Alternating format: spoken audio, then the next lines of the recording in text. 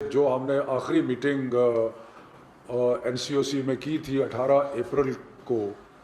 और जिसमें ये फैसले किए गए थे कि इम्तिहानात का सिलसिला जो है वो जारी रहेगा, उस दिन से लेके आज तक एक 27 अप्रैल तक बहुत तेज़ी से बीमारी में इजाफा हुआ है। तो इसलिए क्योंकि शायद हम एक ऐसी सूरत हाल की तरफ बढ़ रहे हैं जहाँ पे हमें मुख्तलिफ एरियाज़ का जहाँ ज़्यादा इन्फेक्शन है उसका लॉकडाउन करना पड़े, तो लिहाजा एक फ़ैसला जो किया गया, और ये फ़ैसला मुतफ़िक़ा तौर पर सारे वज़रा और चेयरमैन असद उमर की सदारत में ये फ़ैसले हुए कि मिड जून तक, यानी कि 15 जून तक सारे के सारे इम्तिहान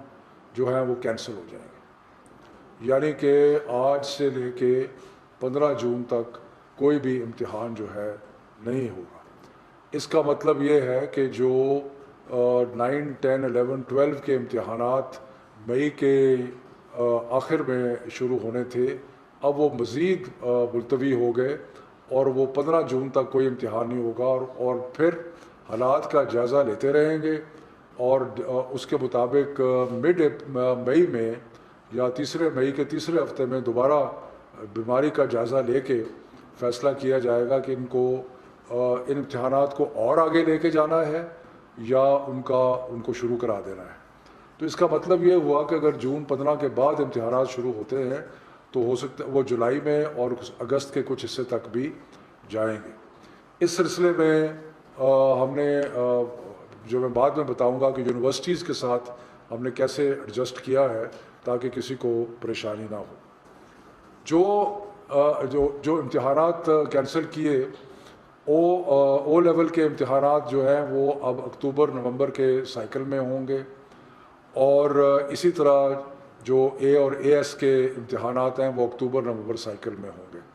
और जो पाकिस्तानी यूनिवर्सिटीज़ में जाना चाहते हैं बच्चे, उनके लिए हम इंश्योर करेंगे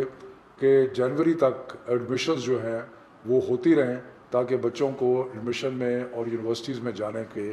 कोई प्रॉब्लम ना हो। लेकिन ये सब कुछ करने के बावजूद एक ऐसा तबका रह जाता है बच्चों का कि जो मुख्तलिफ मजबूरियों की वजह से अगर वो अभी इम्तिहान नहीं लेते तो फिर उनका साल ज़ाया होता है। तो इस चीज़ के ऊपर बहुत गौर व फिक्र किया गया, और गौर व फिक्र करने के बाद ये फ़ैसला हुआ कि A2 के वो चंद बच्चे जिनकी कोई मजबूरी है कि वो आगे नहीं सितंबर से आगे अपना इम्तिहान नहीं ले जा सकते, जैसे मैंने पहले कहा कि वो A2 के बच्चे जो अक्टूबर नवंबर के साइकिल में इम्तिहान देंगे, उनकी एडमिशन पाकिस्तानी यूनिवर्सिटीज़ में हम इंश्योर करेंगे कि जनवरी तक हो जाए। लेकिन जो कुछ चंद बच्चे ऐसे हैं जो कि इम्तिहानात अगर मुलतवी होते हैं तो उनका साल ज़ाया होता है, तो उनकी सहूलत के लिए हमने सब मिनिस्टर्स ने और सब ने ये फ़ैसला किया कि उनको जो डेट शीट जारी हुई है उसके मुताबिक इम्तिहान देने की सहूलत फराहम की जाए। यानी कि उनकी सहूलत के लिए ये ख्याल रखने के लिए कि उनका साल ज़ाया ना हो, जो बच्चे अभी ज़रूरी है जिनके लिए इम्तिहान लेना, तो वो इम्तिहान A2 का जो है वो चलता रहेगा। और इस सिलसिले में ये भी सख्ती से हिदायत की गई है कि सोमवार के बाद किसी वेन्यू में 50 से ज़्यादा लोग नहीं होंगे। उसके लिए हमने रिक्वेस्ट की है